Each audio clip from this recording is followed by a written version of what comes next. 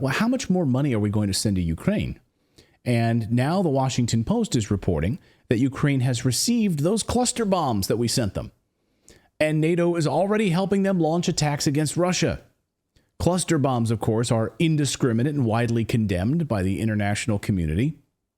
They have a great potential to kill civilians and for many years to come because these little balls are out there and these kids are just going, they pick them up and boom, years later.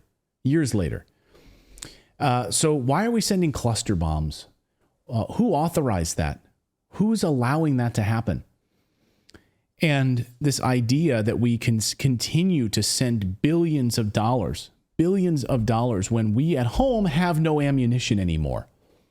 So just a short time ago, Senator Rand Paul was on Fox Business. He was asked about, this amendment, but also how much more funding can we send to Ukraine? Watch.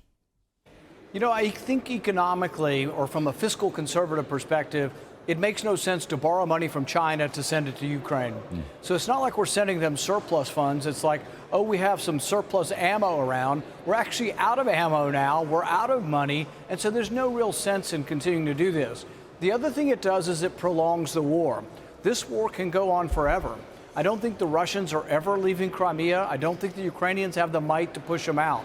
So if the end point is Russia has to leave Crimea and all the other parts that they occupy of Ukraine, then the war goes on, and it'll be a war of attrition over many, many years. And the Ukrainian people are suffering horribly, the land, the industry, the economic base. So I don't want the war to go on forever. I think there needs to be a discussion, and I think we could facilitate that.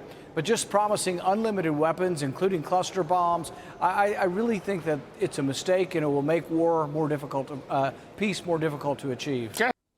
Peace more difficult to achieve because we continue to send them weapons.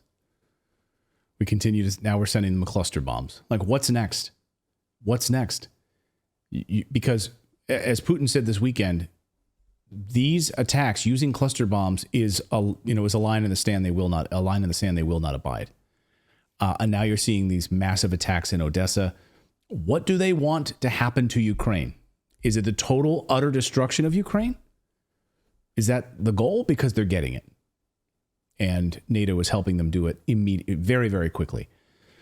Thank you so much for watching this segment here at Redacted. We are live every day at 4 p.m. Eastern Time, trying to share the stories that the mainstream media will not cover. You should also come over and join our community of Redacted Rebels over at redacted.inc. That's our private locals community where we can share exclusive content that we simply cannot share here on YouTube. Come over and join the rebellion together right now by going to redacted.inc. We'll see you next time.